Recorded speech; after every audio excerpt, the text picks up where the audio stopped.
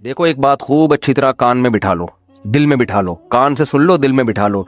आम तौर पे जब हम लोगों को सदक़ात व खैरात की तरगीब देते हैं तो लोग कहते हैं पहले हमारे मोटे मोटे ज़रूरी काम निमट जाएं, कुछ चीज़ें हैं, उसके बाद इंशाल्लाह हम क्या करेंगे, पैसे जो बच जाएंगे तो फिर हम इंशाल्लाह किसी अच्छे कोई मदरसा बना लेंगे, कोई अस्पताल बना लेंगे, अच्छे काम करेंगे हम। ये बहुत बड़ी मिस्टेक हो रही है आपसे, इसलिए कि आपने इसको ज़रूरी कामों की फहरिस्त में शामिल नहीं किया। आप अभी तक दुनिया को मुसाफिर खाना समझने के लिए तैयार नहीं हो। ये ज़रूरी काम सबसे पहले होना चाहिए, क्योंकि मौत का कोई भरोसा नहीं है।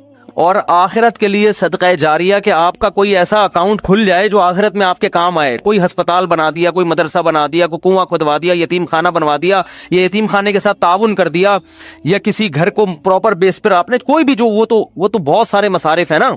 तो मैंने लाखों पति लोगों को भी देखा है कि भाई अल्लाह ने आपने वलीमे पे 6 लाख रुपए उड़ा दिए, और यार 8-10 लाख का कोई इदारा बना दो, या किसी मदरसे में कोई डिस्पेंसरी बना दो, या कोई अच्छी फालतू ना उड़ाओ जाके कोई भी मांग रहा है पकड़ा दिए। ये भी बहुत बड़ी मुसीबत है लोगों के साथ।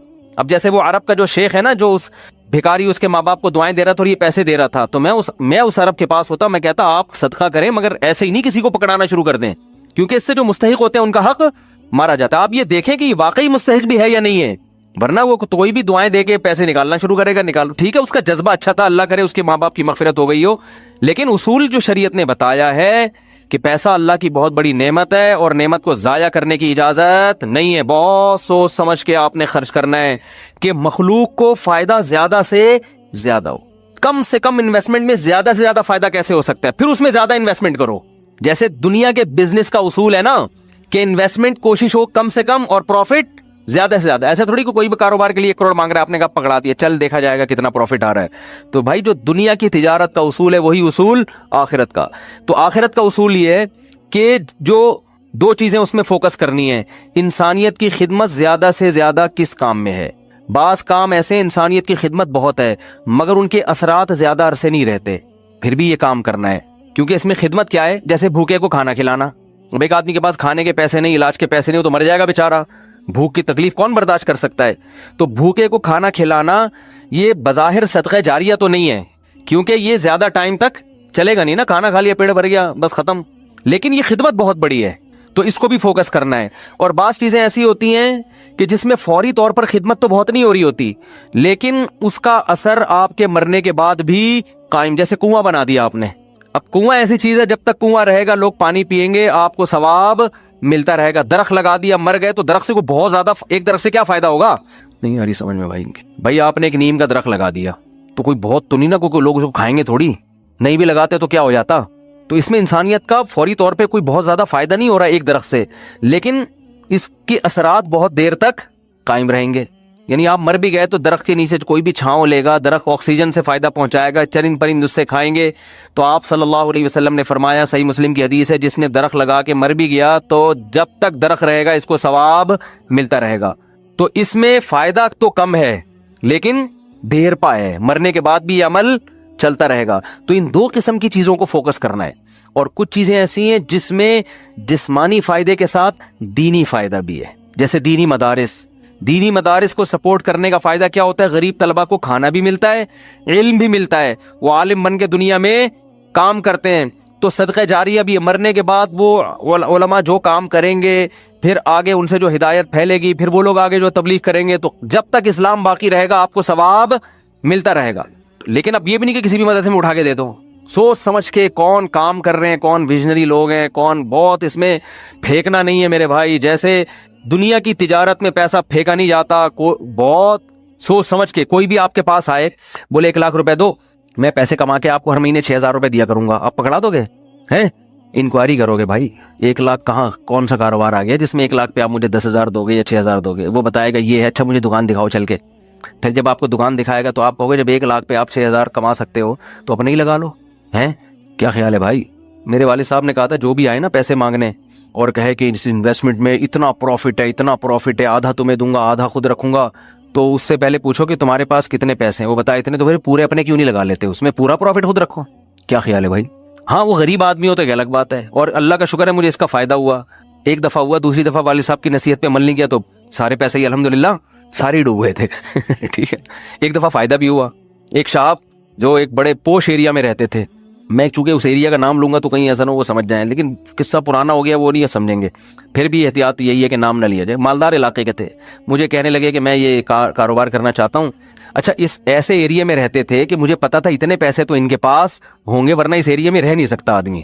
اب ایک آدمی ڈیفینس, ایک مثال دے رہا ہوں ڈیفینس کی, ڈیفینس میں رہتا ہو اور کہ میری تنخواہ 10,000 روپے, تو آپ کہو بھائی 10,000 والا ڈیفینس میں نہ کرائے پہ رہ سکتا ہے اور اپنا گھر ہو تو سوال ہی پیدا نہیں ہوتا, یہ کروڑوں کا تو نے گھر کیسے خرید لیا, 3 کروڑ کا ہے بھائی, ہو سکتا ہے 4 کروڑ. اسٹیٹ ایجنٹ والے مجھے پھر فون کریں گے آپ نے ڈیفینس کی ویلیو کیا کر دی ہے, بیان میں گرا دی ہے. تو میں مثال دے رہا ہوں, یہ اب ہر بیان کو نا لوگ بڑے سینسٹیو بن کے لے رہے ہوتے ہیں کہ آپ نے ڈیفینس میں 3 کروڑ بول دیے, ہماری تو ویلیو.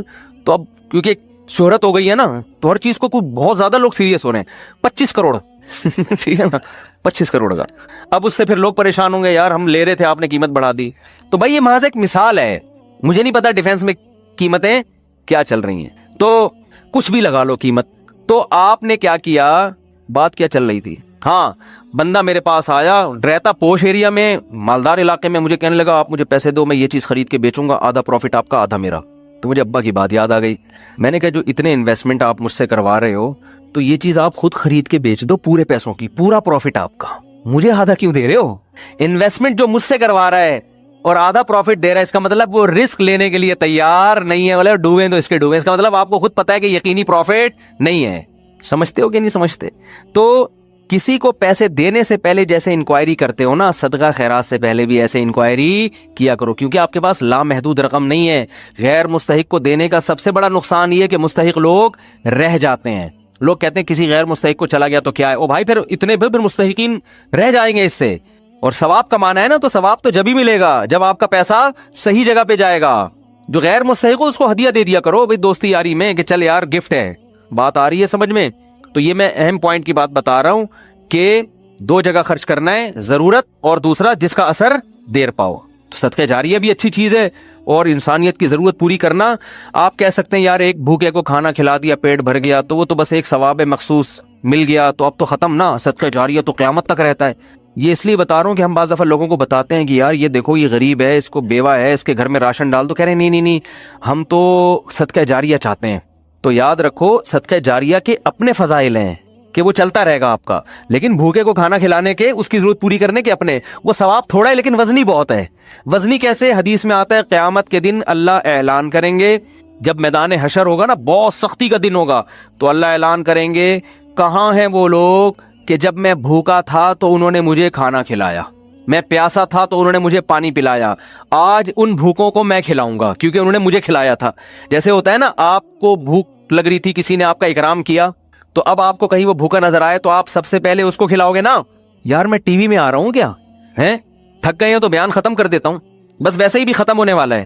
دیکھو غیرت مند انسان کیا کرتا ہے, آپ بھوکے تھے, اور آسان مثال, آپ کی گاڑی میں پیٹرول ختم ہو گیا, آپ نے پیٹرول پمپ والے سے کہا یار تھوڑا سا ڈال دو, پیسے بعد میں دے دوں گا میں آپ کو, ابھی جیب میں ہے نہیں. اس نے کہا چل یار ڈال دیا پیٹرول, میں اپنے پیسوں سے ڈال رہا ہوں, جاؤ یار. ایک دن کیا ہوا, اتفاق سے آپ پیٹرول پمپ کے مالک بن گئے, وہ آیا گاڑی لے کے, پیٹرول نہیں ہے, لائن لگی ہوئی ہے, بہت سے غریب آ گئے بغیر پیٹرول کے نا ٹھیک ہے نا. اب آپ کے پاس محدود پیٹرول ہے, تو آپ کس کی گاڑی میں ڈالو گے؟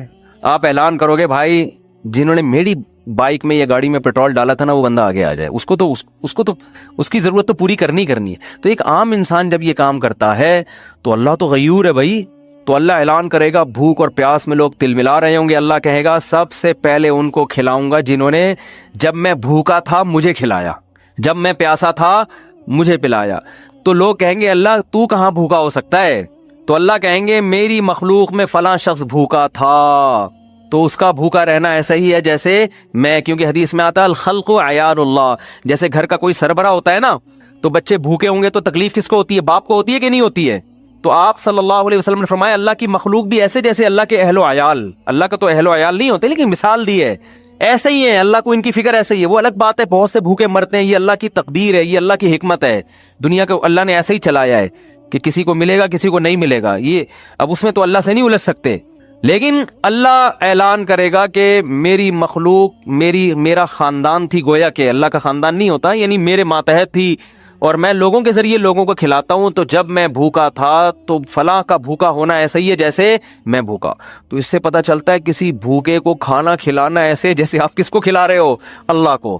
تو اگرچہ یہ صدقہ جاریہ نہیں ہے لیکن بھائی ایک نیکی ہے، لیکن یہ وزنی بہت زیادہ ہے. تو ان دونوں مدوں میں خرچ کیا کرو. کرو گے کب؟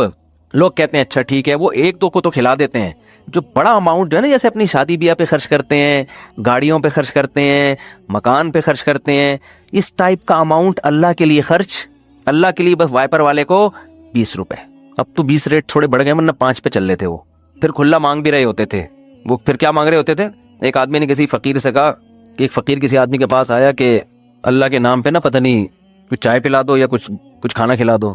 تو اس نے 100 کا نوٹ نکالا، بولا کہ 50 روپے ہیں. اس نے کہا ہاں. اس نے کہا کہ 50 روپے دے گا واپس لے گا. اس نے کہا پہلے وہ اس سے پی لو جا کے. ٹھیک ہے، یہ بھی لوگوں کو جانچنے کا ایک بھائی بھکاری بولے پہلے وہ پیسے تو خرچ کرنا تھے تیرے پاس ہیں. یہ بھی ایک طریقہ، بڑا خاندانی طریقہ ہے یہ. ٹھیک ہے نا. تو کیا بات کر رہے تھا یار؟ اصل میں آج میں اتنا صبح سے گھوم رہا ہوں نا، آج میں 1 منٹ کے لیے نہیں بیٹھا ہوں. صبح سے یہ کام وہ کام، ادھر ملاقات، ادھر جاؤ، فلاں ملتان سے آئے، فلاں کھانے وال سے آئے، فلاں جماعت آئی ہوئی ہے، فلاں یہ ہو رہا ہے. کھوپڑی سارا دن گھوم کے نا جب بیان میں بیٹھتا ہوں تو وہ اتنے مختلف قسم کے سگنل آ رہے ہوتے ہیں کہ اس کو گچی سے پکڑنا کیا ہوتا ہے، بہت مشکل ہوتا ہے کہ یار پوائنٹ سے ہٹے نہیں. تو ہاں، میں یہ عرض کر رہا تھا، جلدی سے بات سمیٹ کے ختم کرتا ہوں، کہ لوگ یہ کہتے ہیں کہ پہلے موٹے موٹے کاموں سے فارغ ہو جائیں، یہ بھی، اس کے بعد جب بچا کے بڑھاپے میں بالکل اینڈ میں جا کے اتنے پیسے کسی مدرسے کو دے دیں گے. نبی صلی اللہ علیہ وسلم نے فرمایا انسان ساری زندگی، حدیث کا مفہوم ہے، مال جمع کر کے رکھتا ہے اور کہتا ہے کل خرچ کروں گا، کل خرچ کروں گا، کل خرچ کروں. پھر جب بڑھاپا آتا ہے کہتا ہے یہ فلاں کے لیے اور یہ فلاں کے لیے. فرمایا وقت کان علی فلان، اب تو وارثوں کا حق اس پہ ہو گیا. اب تو وارث کہیں گے ابا ہمیں محروم کرنے کے لیے اپنی تو ساری عیاشی ابا نے کر لی. اب جب ابا کا انا للہ ہونے والا ہے، دنیا سے جانے والے ہیں، اب بچوں کو نظریں ہوتی ہیں دو دکانیں ابا کی میرے حصے میں آئیں گی. چلو ابا سے ایسی لالچ تو نہیں کرنی چاہیے، لیکن بہرحال پتہ ہے کہ یار چلو ابا نے بنائی، اب ہمارے کام آئیں گی. اب ابا کیا کر رہے ہیں؟ فلاں 2 دکانیں مدرسے کو دے دو، فلاں فیکٹری کو دے دو، یتیم خانے کو دے دو. تو اس میں نقصان کس کا ہو رہا ہے؟ کیونکہ اب تو ابا کو ضرورت نہیں ہے. تو نہ کرنے سے یہ بھی پھر بھی بہتر ہے 1/3 کے اندر کہ بچوں کو نقصان نہ ہو. اگر بچوں کو نقصان ہو رہا ہے پھر تو یہ بالکل صحیح نہیں ہے. حدیث میں آتا ہے کہ آخر عمر میں نا اس طرح سے صدقہ کر دینا کہ بچے دوسروں کے محتاج بن جائیں. آپ صلی اللہ علیہ وسلم نے اس کی اجازت نہیں دی ہے. لیکن اگر بچوں کے لیے اتنا چھوڑ کے جا رہے ہو آخر عمر میں کہ وہ اپنے پاؤں پہ اچھی طرح کھائیں گے پیئیں گے، تو پھر 1/3 آپ صدقہ بھی کر سکتے ہیں، جائز ہے اور اس کا بھی ثواب ملے گا. لیکن میرے بھائی یہ خاندانی صدقہ نہیں کہلائے گا، اس لیے کہ آپ نے تو بھرپور عیاشی کر لی نا. آپ کی تو 4 شادیاں معذرت کے ساتھ ہو گئیں، ایک جس کی ہو گئی ان کی بات کر رہا ہوں، اور آپ کی تو جناب یہ بھی ہو گیا وہ بھی ہو گیا، سارے کام ولیموں پہ بھی اڑا دیا اور انویسٹمنٹ بھی دبا کے کر لی، کاروبار بھی ہو گیا، سب کچھ مزے تو اڑا لیے نا آپ نے. تو یہ نبی کی نظر میں افضل صدقہ نہیں ہے. افضل صدقہ یہ ہے، آپ صلی اللہ علیہ وسلم سے صحابی نے پوچھا یا رسول اللہ سب سے بہترین صدقہ کون سا ہے؟ آپ نے فرمایا وہ صدقہ ہے تأمل الغنا وتخشى الفقر، تمہیں امید ہو کہ اگر یہ پیسہ میں نے صدقہ نہیں کیا تو اس سے ڈبل بنا سکتا ہوں، پیسے سے پیسہ کما سکتا ہوں، یہ امید ہو، اس حال میں پیسہ صدقہ کرو. اور یہ بھی ڈر ہے کہ اگر کر دیا تو فیوچر میں غریب نہ ہو جاؤں. اس ملی جلی کنڈیشن میں جو صدقہ ہوگا نا وہ کیا کہلائے گا؟ خاندانی صدقہ. سمجھ میں نہیں آ رہی بات؟ تو اس لیے صدقات و خیرات میں یہ نہیں کہہ رہا، یہ تو حدیث میں بھی منع ہے کہ اتنا کر دینا کہ کل لوگوں کے محتاج بن جائیں، یہ تو جائز ہی نہیں ہے نا، کہ اپنے ضروری جو بیوی بچوں کے ہیں وہ تو بہرحال، لیکن صرف اتنا کر لیں کہ آپ جب یہ کہتے ہیں نا کہ میرے یہ چند ضروری کام ہو جائیں تو پھر میں یہ کروں گا، یہ الفاظ غلط ہیں.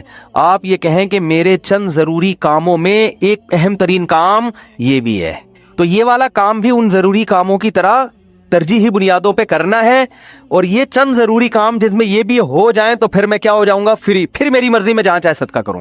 بہت مشکل ہے بات سمجھانا. تو بڑی انویسٹمنٹ جیسے بزنس پہ کرتے ہیں، بڑی انویسٹمنٹ جیسے شادی پہ کرتے ہیں، بڑی انویسٹمنٹ جیسے اپنے بچوں کی ایجوکیشن پہ کرتے ہیں، ایسے ہی ایک آدھ بڑی انویسٹمنٹ آخرت کے لیے بھی کرنی چاہیے. سمجھا پا رہا ہوں اپنی بات کو؟ لیکن وہ خاندانی انویسٹمنٹ ہو، مرے تو پتہ چلے کہ یار ایک ہسپتال ہے چل رہا ہے بھائی غریبوں کے لیے.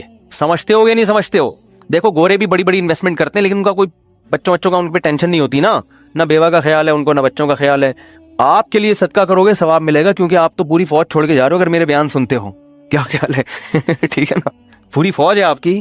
تو دونوں، اور پھر عجیب بات ہے آپ نے اس نیت سے نہیں کرنا کہ ریٹرن ملے گا، اسی نیت سے کرنا ہے کہ میں نے جو خرچ کیا وہ گیا، ختم، بس دنیا میں نیکی کر دریا میں ڈال.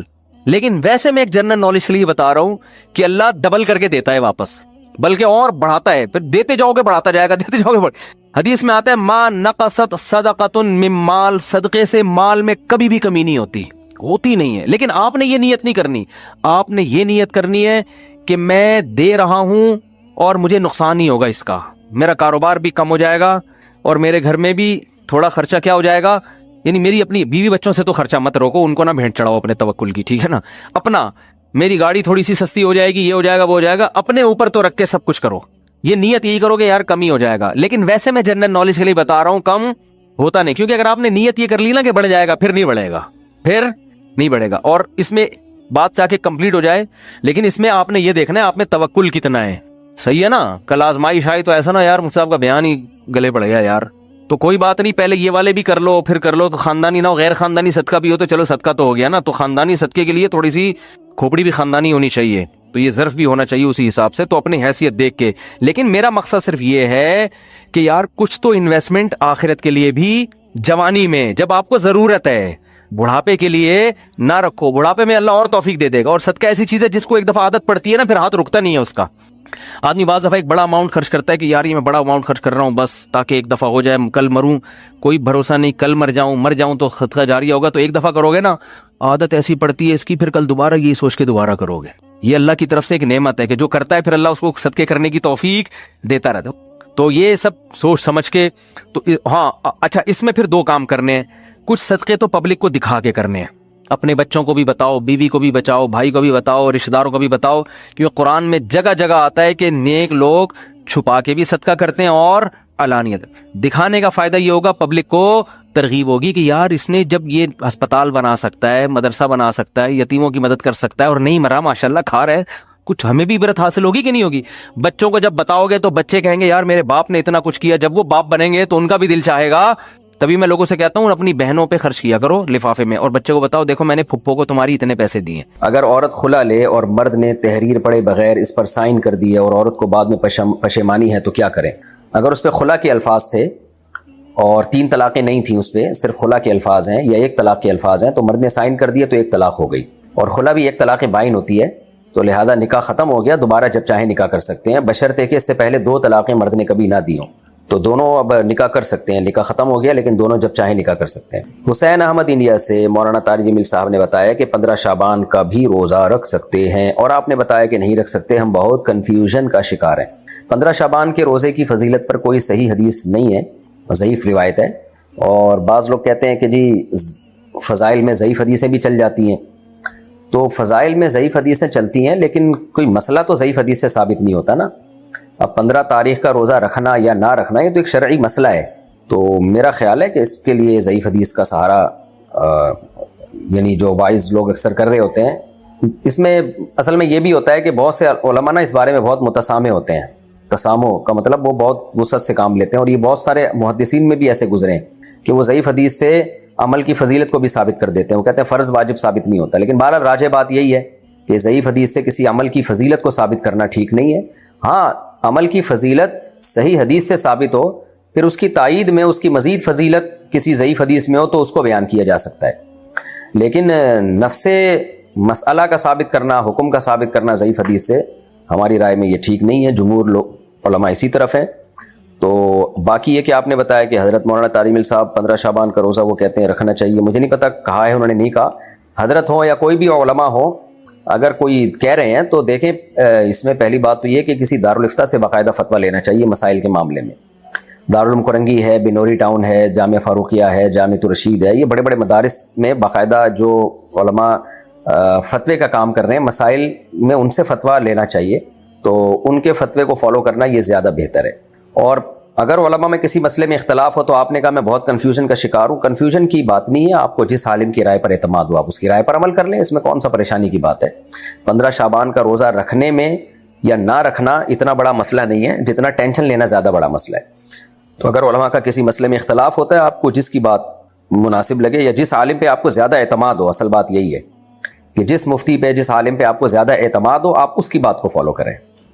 میں نے منت مانی تھی کہ میرا بیٹا ہوگا تو میں اس کا نام سیف اللہ رکھوں گی. بیٹا پیدا ہو گیا اور خاندان والے کسی وجہ سے دلاور خان نام رکھنے کا کہہ رہے ہیں، کیا میرے لیے نام رکھنا جائز ہوگا؟ جائز ہے بھائی، دلاور خان بھی رکھ سکتے ہیں، آپ نے بے شک نیت کی تھی، اس سے کوئی فرق نہیں پڑتا۔ میں ایک ایپ پر کام کرتا ہوں، اس ایپ پر پروڈکٹس ہوتی ہیں جو ہمیں فیس بک یا انسٹاگرام کے ذریعے بیچنی ہوتی ہیں اور ہمیں اس کا کمیشن ملتا ہے۔ تو پروڈکٹ ہمارے پاس نہیں ہوتی، ایپ والوں کے پاس ہی ہوتی ہے۔ کیا اس طرح کی انکم حلال ہے؟ اس طرح کی انکم اس وقت اس صورت میں حلال ہے کہ جب آپ جس کو بیچیں تو اس کو بتا دیں کہ یہ میری پروڈکٹ نہیں ہے، میں آپ کو خریدوا کے یعنی آپ کے لیے خریدنے کا انتظام کروں گا۔ یعنی دو پارٹیوں کے درمیان آپ گویا کہ ریلیشن کا ذریعہ بن رہے ہیں، ٹھیک ہے، یہ جائز ہے، جیسے اسٹیٹ ایجنٹ بنتا ہے۔ لیکن جس کی پروڈکٹ ہے نا کمپنی کی، آپ نے پھر اس کو بولنا ہے کہ میں تم سے خرید کے نہیں آگے بیچ رہا۔ وجہ اس کی ہے کہ جب آپ خرید کے کوئی چیز آگے بیچتے ہیں تو پھر آپ کا یا آپ کے وکیل کا اس پہ قبضہ ہونا ضروری ہے۔ آپ اس کو بولیں بھائی یہ تمہاری پروڈکٹ ہے اور میں بکوا رہا ہوں، لہذا ساری رسپانسبلٹی تمہاری ہے۔ اس کسٹمر تک پروڈکٹ پہنچنے سے پہلے ہلاک ہو گئی، ضائع ہو گئی، تو تم اس کے ذمہ دار ہو، اور یہ ہوائی بات نہ ہو، بالکل باقاعدہ ایگریمنٹ ہو، اور وہ واقعی اس کی رسپانسبلٹی ان کی ہو بھی، تو اس طرح سے تو یہ معاملہ ہو سکتا ہے۔ ادروائز یہ جائز نہیں ہے، کیونکہ جب تک کوئی چیز آپ خرید کے اپنے قبضے میں نہیں لے لیتے آپ اس کو بیچ نہیں سکتے۔ دو پارٹیوں کے درمیان کمیشن ایجنٹ آپ بن سکتے ہیں، بائر اور سیلر کے درمیان، تو اس میں وہ ٹھیک ہے، لیکن اس میں جو بیچنے والا ہے آپ اس کو بتائیں گے بھائی میں تمہاری پروڈکٹ بکوا رہا ہوں، ذمہ دار تم ہو، یہ راستے میں ہلاک ہو گئی، چوری ہو گئی، دائیں بائیں غائب ہو گئی تو تمہاری ذمہ داری ہے، میں تو تمہیں صرف کسٹمر ارینج کر کے دے رہا ہوں۔ اس پر میں نے ڈراپ شپنگ کے بارے میں جو میرا تفصیلی کلپ ہے نا وہ آپ دیکھ لیں، اس میں نے ڈیٹیل بتائی ہے۔ اچھا بھائی، فیصل صاحب، فیصل رحمان ڈیرہ غازی خان سے، میرا بڑا بھائی حافظ قرآن ہے، ہمارے والد گھر پر جماعت کرانے کا کہتے ہیں اور ہم پڑھتے ہیں، مسجد قریب ہے، تو کیا ہماری گھر پر جماعت سے نماز ہو جائے گی؟ نبی صلی اللہ علیہ وسلم نے فرمایا لا صلاۃ لجار المسجد الا فی المسجد، جس کے گھر کے قریب مسجد ہو تو اس کی گھر میں نماز نہیں ہوتی۔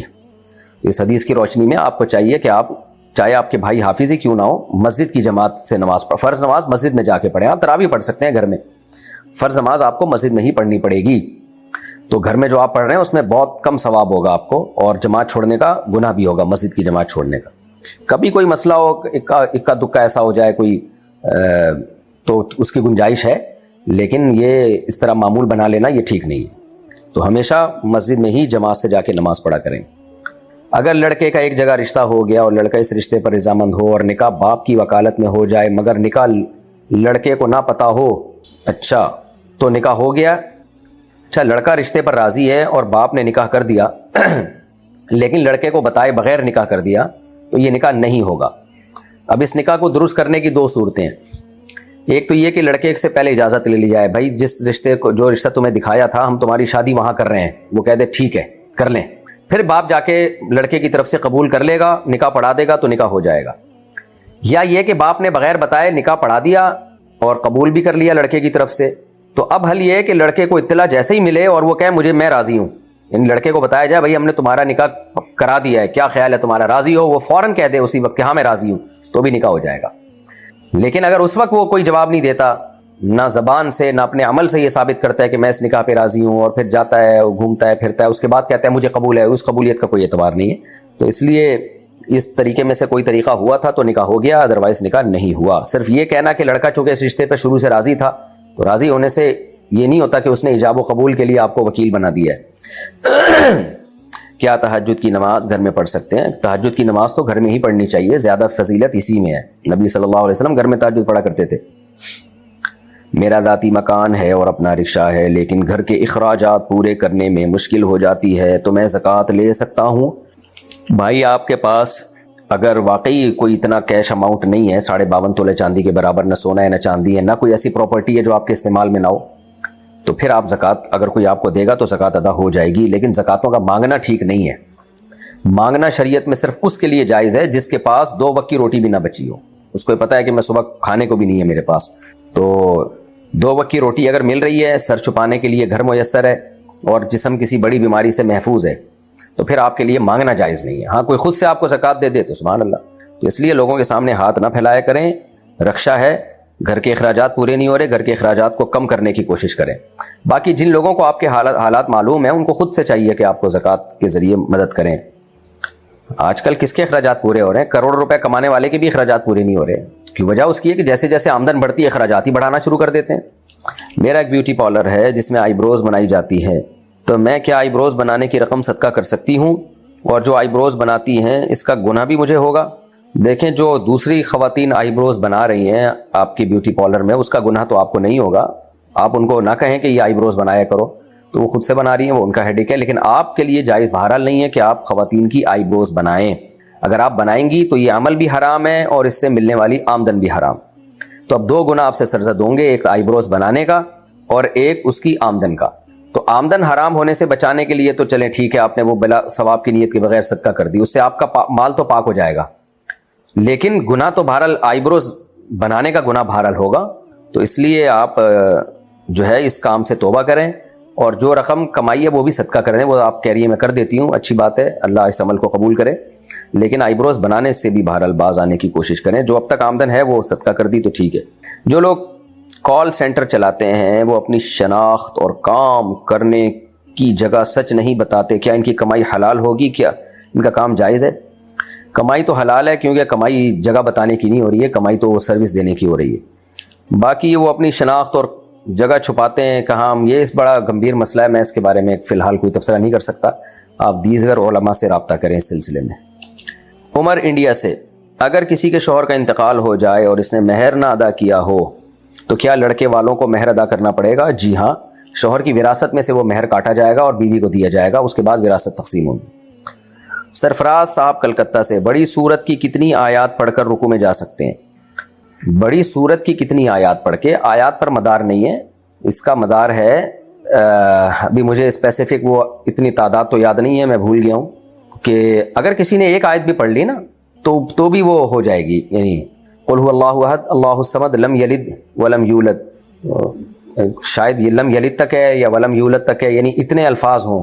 تو مجھے ابھی اسپیسیفک تعداد یاد نہیں ہے، میں انشاءاللہ اس مسئلے کو دیکھ کے دوبارہ بتا دوں گا کہ کتنے کم از کم حروف ہوں جو ادا کرنا ضروری ہے فرض کے قیام میں، تو اس کے بغیر نماز نہیں ہوگی. لیکن وہ ایک چھوٹی آیت پڑھنے سے بھی ہو جاتی ہے، یعنی ایک سینٹنس بھی پورا بن رہا ہو نا قرآن کی آیت کا تو وہ اس سے ہو جاتی ہے. لیکن اسپیسیفک حروف کتنے ہیں وہ میرے ذہن میں اس وقت نہیں ہے. تو بڑی سورت کی کتنی آیات، جو آپ کا اصل جو سوال ہے کہ کتنی آیات، تو بھئی ایک آیت بھی اگر لمبی ہے تو وہ پڑھ کے بھی آپ رکوع میں چلے جائیں تو نماز ادا ہو جائے گی اگر لمبی آیت ہے. اور اگر آپ نے صرف اتنی سی آیت پڑھ لی کہ الحاقہ بس رکوع میں چلے گئے تو اس سے نماز نہیں ہوگی. اگر غیر مسلم ہمیں افطار کی دعوت دے تو کیا ہم قبول کر سکتے ہیں؟ جی قبول کر سکتے ہیں. طلاق کے بعد میاں بیوی کے بہانے سے کسی ریسٹورنٹ، میاں بیوی بچوں کے بہانے سے کسی ریسٹورنٹ یا پارک میں مل سکتے ہیں؟ نہیں، میاں بیوی کیونکہ اس میں بہت بڑے فتنے کا اندیشہ ہے، ان کا آپس کا ریلیشن ایک مضبوط ریلیشن رہا ہے، تو اس ملنے میں وہی ہوگا جیسے کسی گرل فرینڈ سے مل رہے ہیں. تو یہ ہو سکتا ہے کہ رشتہ داروں کی موجودگی میں بچوں کے لیے جو ہے وہ کوئی پردے، میاں بیوی تھوڑا سا پردے کے انتظام میں لوگوں کی یعنی رشتہ دار موجود ہوں، ان کو پتا ہو کہ ان میں طلاق ہوئی بھی ہے، تو بچوں کے بارے میں کوئی بات ڈسکس کرنی ہو تو کر سکتے ہیں. فون پہ بھی آج کل ہو سکتا ہے. تو ملاقات کرنا اس کی ہوٹل میں جا، وہ مل بھی رہے ہیں ہوٹل میں یا پارک میں، یعنی اور کوئی جگہ نہیں ملی ان کو، پارک میں باقاعدہ ملاقاتیں ہو رہی ہیں، تو یہ مناسب نہیں ہے بالکل. یہ اللہ تعالیٰ نے صرف زنا سے نہیں روکا بلکہ زنا کے قریب جانے سے روکا ہے. تو یہ زنا تو نہیں ہے لیکن زنا کا انتظام بہرحال کیا جا رہا ہے، تو اس لیے اس عمل سے اجتناب کرنا لازم ہے. کوئی اور طریقہ اختیار کریں. اچھا بھائی، یو ایس اے سے کسی نے پوچھا کیا نام ہے ان کا؟ جی منینا یا نینا. خیر مفتی صاحب، لوگ آپ سے سوال پوچھتے ہیں کہ بال اسٹریٹ کرا سکتے ہیں، آپ جواب دیتے ہیں کہ ہاں کروا سکتے ہیں، جبکہ آج کل جو بال اسٹریٹ کروائے جاتے ہیں وہ پرماننٹ اسٹریٹ ہوتے ہیں، جن میں بالوں کے اوپر ایک کیمیکل سے کوٹنگ چڑھ جاتی ہے اور بال 3 سے 7 مہینے تک اسٹریٹ رہتے ہیں، اور اس کوٹنگ کے نیچے پانی بھی نہیں جاتا. کیا اس طرح سے بال اسٹریٹ کروانا جائز ہے؟ بھائی ایسی کوٹنگ بالوں پہ چڑھ جاتی ہے تو مجھے معلوم نہیں تھا. ہاں یہ مسئلہ پھر مجھے دیکھنا پڑے گا، میری اس میں تحقیق نہیں ہے. باقی یہ کہ اس کے نیچے پانی نہیں جاتا تو دانت ہو یا سر کے بال ہو یا جسم کا کوئی بھی حصہ، اس پہ کوئی ایسی کوٹنگ چڑھ جائے جس کو اتارنا ممکن ہی نہ ہو تو پھر تو اسی کے اوپر سے مجبوراً وضو ہو جاتا ہے. البتہ ایسی کوٹنگ چڑھانا جائز ہے یا نہیں ہے؟ بیماری میں تو، کسی بیماری میں تو جائز ہے، مجبوری ہے، جیسے دانتوں میں خول چڑھا دیتے ہیں تو مجبوری ہے، شو کے لیے نہیں چڑھا رہے ہوتے لوگ، مجبوری میں چڑھا رہے ہوتے ہیں. لیکن بالوں پہ تو ایسی کوٹنگ کی کوئی شرعی مجبوری نہیں ہے. پھر بھی میں اس مسئلے کی پوری تحقیق کروں گا، پھر انشاءاللہ اس کے بعد جواب دوں گا. یہ مسئلہ میرے پاس پہلی دفعہ آیا ہے، اس کو میں ذرا اسکرین شاٹ لے کے سیو کر لیتا ہوں. میری 12 سال کی نمازیں قضا ہو گئی ہیں، کیسے ادا کروں؟ کچھ بھی نہیں سمجھ میں آتا، بہت پریشان ہوں. پریشان ہونا چھوڑ دیں تو سمجھ میں آ جائے گا. 12 سال کی نمازیں ایسے ادا کریں کہ فجر کے ساتھ آپ فجر پڑھ لیا کریں 2 فرض، نیت یہ کیا کریں کہ میرے ذمے جتنی فجر کی نمازیں باقی ہیں ان میں سب سے پہلی فجر کی نماز پڑھ رہا ہوں، تو آپ کی فجر کی ایک ہو جائے گی نماز۔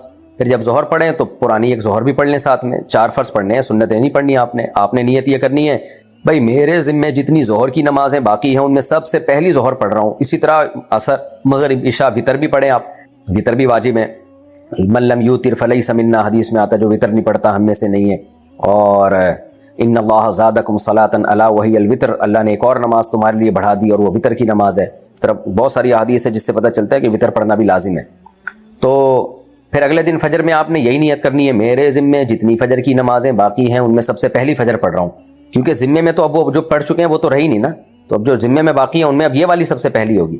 اور ڈائری میں لکھیں بھی 12 سال میں جتنی فجر بنتی ہے ان کی تعداد لکھ لیں، ظہر بنتی ہے ان کی جو فجر ہوتی چلی جائے اس کو کاٹتے چلے جائیں، کیونکہ یہ یاداشت پہ نہ رکھیں، لکھیں۔ تو جب 12 سال کی نمازیں 365 دن ہوتے ہیں سال میں، تو 365 کو آپ نے 12 سے ڈیوائڈ کرنا ہے تو فجر کی نمازوں کی ٹوٹل تعداد آ جائے گی۔ تو جتنی نمازیں پڑھتے رہیں گے اتنی کاٹتے رہیں۔ یہ بھی ہو سکتا ہے کہ فجر کی ساری پہلے نمٹا دیں، پھر ساری ظہر کی نمٹا دیں اکٹھی، پھر ساری عصر کی نمٹا دیں، تو آپ کے پاس 12 سال کا ٹائم ہے، کوئی ایک دن میں تھوڑی پڑھنی ہے ساری، تو 12 سال میں آپ 12 سال کی نمازیں لوٹا دیں۔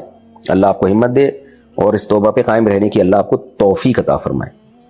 اگر شوہر طلاق کے لفظ منہ سے نہ بولے اور بیوی کو صرف واٹس ایپ پر طلاق پیپر دکھا دے تو کیا طلاق ہو جائے گی؟ تقریباً 6 مہینے ہو گئے ہیں، سب کہتے ہیں کہ طلاق ہو گئی ہے کیونکہ شوہر نے طلاق پیپر بنوا لیے ہیں۔ واٹس ایپ پہ دکھانے سے نہیں ہوگی، پیپر جو پیپر پہ لکھی تھی نا، جو پیپر دکھا رہا ہے، تو جب لکھی تھی اس وقت ہو گئی تھی طلاق، چاہے نہ بھی دکھائے۔ ایک تو ہے واٹس ایپ پہ لکھ کے طلاق دے رہا ہے، اس سے بھی طلاق ہو جائے گی۔ ایک ہے پیپر پہ لکھی، تصویر کھینچ کے بیگم کو دکھا دی، تو اگر تصویر کھینچ کے بیگم کو نہیں بھی دکھائی ہوتی تو جب لکھی تھی یا لکھی ہوئی طلاق پہ سائن کیے تھے اس وقت طلاق ہو گئی تھی۔ میں نے سنا ہے کہ بیٹی کے گھر میں توا دینے سے مصیبت آتی ہے، کیوں بھائی؟ توا آتا ہے، اس سے مصیبت نہیں آتی۔ میں ایک لڑکے سے شادی کرنا چاہتی ہوں، اللہ کا بڑا فضل ہے کہ آپ کسی لڑکے سے شادی کرنا چاہتی ہے، فطرت پر ہیں آپ، کیونکہ امریکہ اور یورپ میں اور بھی الٹے شروع ہو گئے ہیں کہ لڑکے لڑکوں سے کر رہے ہیں، لڑکیاں لڑکیوں سے کر رہی ہیں، اللہ ان کو ہدایت دے۔ ہم دونوں ایک دوسرے کو پسند کرتے ہیں، اس کا مطلب وہ بھی فطرت پر ہے الحمدللہ، لیکن وہ لڑکا جہاں پر جاب کرتا ہے وہاں پر اسے ایک اور لڑکی بھی پسند ہے، سبحان اللہ، بالکل 100% فطرت پر ہے، 4 کا پروگرام ہے اس کا۔ میں اس سے شادی کرنا چاہتی ہوں تو کیا میں اس سے شادی کر سکتی ہوں؟ وہ کہتا ہے مجھے تو ایکٹریسز بھی پسند ہیں۔ یہاں ڈنڈی مار گیا بھائی، باپردہ لڑکیوں سے شادی کیا کرو، گھریلو لڑکیوں سے شادی کیا کرو، ہاؤس وائف سے شادی کیا کرو۔ اداکاراؤں سے شادی کرنے کا شوق جو ہے یہ ایک بھوت چڑھتا ہے، تھوڑے دنوں میں جب سر بجنا شروع ہوتا ہے تو دماغ سیٹ ہوگا، کیونکہ وہ آزاد ماحول میں انہوں نے ٹائم گزارا ہوتا ہے۔ میں نہیں کہہ رہا ساری ایسے ہی ہوتی ہیں، ویسے تو ظاہر ایکٹریسز جو میڈیا پہ آ رہی ہیں وہ تو آزاد ہی ہوتی ہیں، تبھی تو آ رہی ہیں، ورنہ کیوں آ رہی ہوتی؟ تو گھریلو لڑکیوں سے شادی کیا کرو۔ ایکٹریسز سے شادی پھر ایکٹر لوگ ہی کرتے ہیں، وہ بھی اسی مزاج کے ہوتے ہیں۔ اچھا خیر، آپ کہیں گے سوال تو پورا پڑھ لیں، اپنی تقریر پہلے شروع کر دی۔ کہتے ہیں مجھے تو وہ لڑکا کہتا ہے مجھے تو ایکٹریسز بھی پسند ہے، تو اس کا مطلب یہ تھوڑی ہے کہ میرا ان کے ساتھ کچھ چکر ہے، تو کیا اس طرح لڑکیاں پسند آنا نارمل ہے؟ کیا میں اس کے ساتھ شادی کر لوں؟ میں اسے بہت پسند کرتی ہوں۔ دیکھیں، آپ کو اگر وہ بندہ پسند ہے تو آپ شادی کر لیں، بے شک وہ ایک اور شادی کرنا چاہ رہا ہے، شادی کرنا بری چیز نہیں ہے، اگر وہ دوسری بھی کرنا چاہ رہا ہے، پہلے سے اس کا دماغ ہے اور یہ اچھی بات ہے اس نے بتا دیا، تو اس میں کوئی حرج نہیں ہے۔ لیکن شادی کرنا چاہ رہا ہو، اب وہ کہہ رہا ہے مجھے آپ کے علاوہ فلانی لڑکی بھی پسند ہے، تو کمبخت پسند ہے تو شادی کر رہا ہے کہ نہیں کر رہا؟ کیونکہ یہ ٹھرکی لوگ ساری زندگی پسند ہی کرتے رہتے ہیں، پھر یہ خوب سمجھ لیں، پھر آپ کی زندگی تباہ ہو جائے گی۔ شادی کے بعد کیا کہ مجھے فلانی بھی پسند ہے، مجھے تمہاری وہ جو سہیلی اس دن ملنے کے لیے آئی تھی وہ بھی بہت پسند آئی ہے، ویل ڈن۔ پھر کیا کہ مجھے وہ جو تھی نا، وہ تمہارے ساتھ انٹی بیٹھی ہوئی تھی وہ بھی بہت پسند ہے، تو آپ ڈپریشن میں چلی جاؤ گی، آپ دماغی مریض بن جاؤ گی۔ تو اس لیے اس سے بولیں کہ بھائی اگر تجھے وہ پسند ہے تو وہاں شادی کر رہا ہے کہ نہیں کر رہا؟ کر رہا ہے تو میں سوچتی ہوں کہ پھر میں نے تجھ سے کرنی ہے کہ نہیں کرنی ہے۔ اگر آپ دوسری بیوی برداشت کر سکتی ہیں تو آپ کر لیں شادی اس سے، نہیں کر سکتی تو آپ ابھی منع کر دیں، بھائی مجھے اکلوتا میاں چاہیے۔ تو لیکن بشرطے کہ وہ شادی کر رہا ہو، اگر وہ اسی طرح چکر ہی چلا رہا ہے تو پھر آپ اس سے شادی نہ کریں، آپ کو جتنا بھی پسند ہو۔ تو لڑکیوں کا جو ہے نا جذباتی ہوتی ہیں، وقتی طور پہ ایک بندہ بڑا پسند آ رہا ہوتا ہے، ایکسائٹیڈ ہو جاتی ہیں، جذباتی ہو جاتی ہیں، بعد میں جب پریکٹیکل لائف میں آپ جاؤ گی تو وہ آپ کو پتہ چلے گا وہ ٹھرکی ہے۔ وہ ایک میں اکثر لطیفہ سناتا ہوں نا، ایک بادشاہ نجومی کے پاس گیا اور کہنے لگا مجھے یہاں خارش ہے، اس نے کہا کہ آپ کے پاس مزید دولت آنے والی ہے، پھر اس نے کہا مجھے ادھر بھی خارش ہے، اس نے کہا اس کا مطلب یہ ہے کہ آپ کو فتح ملنے والی ہے۔ 2-4 دفعہ جب بادشاہ نے کہا، اس نے کہا بھئی آپ کو خارش کی بیماری ہے اور کچھ بھی نہیں ہے۔ تو یہ ہو سکتا ہے آپ کے جو ہوتے ہوتے رہ جانے والا شوہر ہے، اس کو یہ بیماری ہو پسند آنے کی، اس کو ساری زندگی لڑکیاں پسند ہی آتی رہیں گی۔ تو احتیاط کریں. بہرحال اگر شادی کر رہا ہے 2 شادیاں کرنی ہیں اس نے تو پہلے آپ کو بتا دے میں وہاں بھی کر رہا ہوں تم سے بھی کر رہا ہوں, تو آپ کہیں ٹھیک ہے بھی کر لو, پہلے وہاں کر لو پھر میں تم سے کر لوں گی. تو آپ پھر پہل نہ کریں, کیونکہ آپ نے پہلے کی تو پھر یہ ہو سکتا ہے وہاں کرے ہی نہیں, اور وہاں بھی پسند آئے اس کو, وہاں بھی پسند آئے, وہاں بھی پسند آئے. تو خلاصہ یہ نکلا کہ چیک کر لیں کہ یہ شادی کا اس کو جنون ہے یا ٹھڑک ہے. تو ٹھڑک ہے تو پھر نہ جائیں, اور ویسے بھی ایکٹریسز اس کو پسند آ رہی ہیں تو اللہ خیر کرے. فہد صاحب بحرین سے, ساس کو کس طرح چھونے سے بیوی سے نکاح ٹوٹ جاتا ہے؟ ساس اور داماد کا اگر سیکشول ریلیشن کوئی ہوا ہے تو اس سے نکاح ٹوٹ جاتا ہے. باقی اللہ نہ کرے کسی کے ساتھ ایسا ہو گیا ہو تو پوری ڈیٹیل کسی مدرسے میں دارالفتہ میں مفتیان کرام کے سامنے رکھی جائے, اس میں بہت ڈیٹیل ہے تو وہ پھر فیصلہ کر دیں گے. ایسے میں جنرلی اس کا جواب نہیں دیتا, اس میں آگے بڑے مسائل کھڑے ہوتے ہیں, وہمی لوگ بھی ہوتے ہیں اس میں, وہ پاگل ہو جاتے ہیں اور کچھ خامخواہ میں شک میں چلے جاتے ہیں. تو باقی احتیاط کریں, ساس اور داماد ایک دوسرے کو ہاتھ نہ لگائیں. ساس نے داماد کے پیار کرنا ہے تو سر پہ ہاتھ رکھے بس. تو جب بھی آپ ساس کے پاس جائیں تو وہ ان سر نیچے کر دیں, جی آپ کے سر پہ ہاتھ رکھیں بس. تو سسر بھی بہو کے صرف سر پہ ہاتھ رکھے. سسر کا بہو کے ساتھ باڈی کا مذاق یعنی اس سے مصافحہ کرنا, بعض سسر بہوؤں کو گلے لگا رہے ہوتے ہیں, بدتمیزی کی بات ہے, بے شرمی کی بات ہے. تو ان چیزوں میں احتیاط ضروری ہے, کیونکہ اگر یہ اس طرح کا کوئی ریلیشن ہو جائے نا سسر میں اور بہو میں, داماد میں اور ساس میں اور بہو میں, تو پھر اس سے یہ میاں بیوی کا آپس کا رشتہ خراب ہو جاتا ہے. تو مسئلہ ایسے ہی ہے. باقی ڈیٹیل میں کلپوں میں بتا چکا ہوں پہلے, تو بہت زیادہ اس مسئلے کو ہائی لائٹ کرنا, میڈیا پہ لانا بھی مناسب معلوم نہیں ہوتا, کیونکہ ہمارے خاندانوں میں الحمدللہ ہمارے کلچر میں خیر غالب ہے, اکثر ایسا ہوتا نہیں ہے. لیکن بہرحال اگر ہو گیا تو نکاح ٹوٹ جائے گا, لیکن اس کی ڈیٹیل خود سے فیصلہ نہ کریں, ڈیٹیل لکھ کے دارالعلوم کرنگی ہے, بنوری ٹاؤن ہے, جامعہ فاروقیہ ہے یا جامعہ رشید ہے, کہیں ڈیٹیل پوری تفصیل لکھ کے بھیجیں تو وہاں سے فتویٰ لیں. اتر پردیش سے کسی نے پوچھا کیا گٹکا کھانا حرام ہے؟ گٹکا کھانا جائز نہیں ہے. حرام کا لفظ ذرا گاڑا ہو جاتا ہے اس لیے میں وہ لفظ استعمال نہیں کر رہا.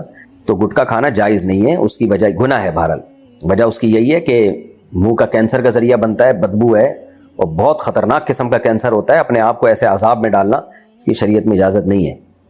میری بیٹی کا نکاح 2020 میں ہوا تھا اور رخصتی کسی وجہ سے نہیں ہو پائی. اب رخصتی ہو رہی ہے, پوچھنا یہ ہے کہ کیا نکاح میں کوئی فرق تو نہیں آئے گا تاخیر کی وجہ سے؟ نہیں جی, کوئی فرق نہیں آتا نکاح میں. رخصتی میں جتنی بھی تاخیر ہو نکاح خراب نہیں ہوتا اس سے. شبیر صاحب انڈیا سے, میں نے ایک ہندو لڑکی سے محبت کی, اب اس سے شادی کرنا چاہتا ہوں زبردستی. اچھا, زبردستی تو اسلام میں نہیں لا سکتا, لیکن مجھے امید ہے کہ وہ اسلام میں آ جائے گی. اس لڑکی کی خواہش ہے کہ نکاح ہندو دھرم کے مطابق کیا جائے. کیا میں اس سے ہندو دھرم کے مطابق نکاح کر سکتا ہوں اور بعد میں پھر مسلمانوں کے مطابق نکاح کر لوں؟ نہیں ہو سکتا جی, یہ امپاسبل, حرام ہے, ناجائز ہے. اور ہندو سے نکاح بھی نہیں ہو سکتا, ہندو لڑکی سے نکاح ہوگا ہی نہیں, زنا ہوگا وہ. تو اور دوسری بات یہ کہ اگر زبردستی اسلام میں نہیں لا سکتے, بالکل ایسے ہی لا اکراہ فی الدین, اللہ نے صاف پابندی لگا دی ہے, دین میں زبردستی نہیں ہے. تو اب وہ خود اپنی خوشی سے مسلمان ہو جاتی ہے تو آپ اس سے مسجد میں نکاح کر لیں, نہیں ہوتی تو کہیں اور ٹرائی ماریں. آپ اپنے ایمان پہ سودا نہ کریں, خوب سمجھ لو گا. اس چکر میں کہ ایک لڑکی چاہیے, آپ مندر چلے جاؤ نکاح پڑھانے کے لیے, کل قیامت میں اللہ کو کیا جواب دو گے؟ اللہ کہے گا ویسے مسجد میں آتا تھا اور لڑکی کی ٹھڑک تھی تو مندر چلا گیا. تو یہ نہیں ہوتا بھائی. تو غیرت پیدا کرو, غیرت. ہندو کو جانے دیں, ان کا مذہب ہے بھائی, ان کو سمجھا دیں عقیدہ توحید کیا ہے آرام سے محبت سے. لیکن یہ نہیں ہوتا کہ آپ ادھر بھی ادھر بھی. اگر کوئی قرضہ لے کر واپس نہ کر رہا ہو, سبحان اللہ, تو آج کل کر رہا ہو تو کیا اس میں صدقہ یا زکوٰۃ کی نیت کر سکتے ہیں؟ سبحان اللہ. زکوٰۃ کی نیت تو نہیں کر سکتے آپ, صدقے کی نیت کر سکتے ہیں. زکوٰۃ میں یہ ہو سکتا ہے اگر واقعی وہ غریب ہے تو اس کو زکوٰۃ دی, اس کے ہاتھ میں پکڑائی اور اپنے قرضے میں واپس لے لی, یعنی ایک دفعہ قبضہ دینا ضروری ہے. لیکن ویسے وہ آج کل کر رہا ہے, نہیں دے گا. میرا بیان ہے اس بارے میں, آپ سن لیں. آپ نے دیا کیوں, یہ حماقت کی کیوں؟ اللہ اس کو توفیق عطا فرمائے قرضہ دینے کی. میاں بیوی کی طلاق ہو جائے اور باپ بچے کا خرچہ بالکل نہ اٹھائے اور بچے سے رابطہ بھی نہ کرے, تو کیا اس صورت میں ماں بچے کو باپ سے ملنے سے روک سکتی ہے؟ دیکھیں, اگر باپ بچے کا خرچہ جو مناسب خرچہ ہے وہ اٹھا رہا ہے تو ماں بچے کو باپ سے ملنے سے نہیں روک سکتی, لیکن مناسب خرچہ ہو. عدالتیں آج کل بہت زیادہ خرچہ باپ پہ ڈال دیتی ہیں, بعض دفعہ بہت زیادہ ظلم ہونے لگتا ہے. ایک بات. نمبر 2, خرچہ ڈال کے جو ملاقات کا سیٹ اپ عدالتوں نے رکھا ہوا ہے وہ اتنا بھیانک ہے کہ کوئی بھی عزت دار باپ اس طرح سے مل نہیں سکتا اپنی اولاد سے. عدالتوں میں مہینے میں 2 دفعہ 1 گھنٹے کی ایسے ملاقات ہوتی ہے جیسے کسی مجرم کو ملاقات کے لیے جیل میں لایا جا رہا ہے. تو غیرت مند لوگ پھر پیچھے ہٹ جاتے ہیں ایسے. تو یہ صورت نہ ہو, کورٹ کا راستہ عورت اختیار نہ کرے, کیونکہ کورٹ میں آج کل بہت زیادتیاں ہو رہی ہیں. تو اس کا طریقہ یہ ہے کہ خاندان کے بڑے دونوں طرف سے بیٹھ جائیں اور کہیں بھائی ڈیورس ہو گئی ہے تو اس طرح سے باپ جو ہے اپنے بچے کو لے کے جائے گا, اپنے گھر میں رکھے گا, دادیوں سے اور باقیوں سے ملائے گا, خاندان سے, یعنی ہفتے میں کم از کم ایک دن باپ کے پاس بچے کو رہنے کی پرمیشن ہو. بہت چھوٹا بچے کا رہنا تو بہت مشکل ہوتا ہے, وہ تو چلو ہفتے میں 2-3 گھنٹے بھی کافی ہے, لیکن جو بچہ تھوڑا سمجھدار ہو جائے تو کم از کم ہفتے میں ایک دن وہ 24 گھنٹے کے لیے باپ کے پاس رہے گا. تو ایسی صورت میں پھر باپ کو بہرحال خرچہ دینا پڑے گا, اور خرچہ بھی جو اس کی آمدن اور بچے کے حساب سے ہو. باپ کی آمدن بھی دیکھی جائے گی اس میں, اس کے دوسرے خرچے بھی دیکھے جائیں گے کہ اور کتنے گھروں کی کفالت کر رہا ہے یا کتنے بچوں کو پال رہا ہے, اس کے کیا خرچے ہیں. تو اس حساب سے اس پہ ذمہ داری ڈالی جائے گی. عدالتیں ان سب چیزوں کا آج کل خیال نہیں کر رہی ہیں. قانون میں لکھا ہوا بہت کچھ ہے لیکن پریکٹیکلی کچھ اور ہو رہا ہے. تو اب پھر بھی اگر باپ خرچہ نہیں اٹھا رہا, یہ اس طریقے سے عورت تیار ہے بچے کو باپ کے حوالے کرنے کے لیے, پھر بھی باپ خرچہ نہیں اٹھا رہا, تو پھر عورت روک سکتی ہے, بھئی جب خرچہ دو گے تو میں تمہیں ملنے دوں گی. تو یہ پھر عورت کا حق ہے. بہرحال پانی کی ٹینکی میں چوہا مر گیا, اور جو چوہا پانی کی تہ میں گیا اور نکال دیا گیا, تو کیا یہ پانی پاک ہے؟ اچھا مر گیا نا تو پانی پاک نہیں ہے میرے بھائی. تو اس کا یہی طریقہ ہے کہ سارا پانی ٹینکی سے نکالیں, دیواریں بھی دھوئیں اس کی, اور پھر پانی بھریں اس میں, ناپاک ہو گیا. محمد یعقوب میر پور مٹھیلو, میرا ایک دوست ہے, اس کا نام نعمان ہے. اس کو کسی نے کہا کہ نام ٹھیک نہیں ہے کیونکہ یہ یزید کے چچا کا نام تھا, اب وہ اپنا نام تبدیل کر رہا ہے, کیا یہ صحیح ہے؟ بیکار بات ہے بالکل. یزید کے چچا کا نام ہو بھی تو کیا ہوا؟ تو یزید کے والد حضرت معاویہ رضی اللہ تعالیٰ عنہ تو کتنی مبارک ہستی تھی, تو چچا کا نام, اور ویسے بھی کوئی شخص برا ہو تو اس نام کو ہی نہ یعنی رکھنا چھوڑ دینا, یہ بھی بے وقوفی کی بات ہے, اس لیے کہ اس نام کے بہت سے اچھے بھی تو گزرے ہوتے ہیں. مثال کے طور پر موسیٰ نام کتنا اچھا نام ہے. اب ہو سکتا ہے موسیٰ نام کے بہت سے ڈاکو گزرے ہوں, بہت سے ظالم گزرے ہوں, تو کیا موسیٰ نام رکھنا چھوڑ دیں گے ہم؟ محمد صلی اللہ علیہ وسلم کتنا پیارا نام ہے, لیکن آپ کا کیا خیال ہے تاریخ میں محمد نام کے سارے لوگ نیک تھے؟ ہو سکتا ہے کچھ ظالم بھی گزرے ہوں جنہوں نے اپنا نام محمد رکھا ہوا ہو. تو اس لیے اس بیس پہ کہ فلانے کا نام, فلانے نے کام برے کیے ہیں تو اس کا نام ہم رکھنا چھوڑ دیں, اگر اسلامی نام ہے تو آپ رکھ سکتے ہیں. باقی یہ کہ یہ جو ہے نعمان تو بہت مبارک نام ہے. امام ابو حنیفہ کا نام نعمان ابن ثابت تھا, امام حنیفہ رحمہ اللہ تعالیٰ, جن کو آدھی سے زیادہ امت نے فالو کیا ہے فقہ میں. تو فقہ تو اسلامی قانون ہے, تو اسلامی قانون ہی تو شریعت ہے اصل. تو ہم یوں کہہ سکتے ہیں اسلام کی تشریح سمجھنے میں, اسلام کو فالو کرنے میں سب سے زیادہ جس کی تشریح پر اور جس کی تحقیق پر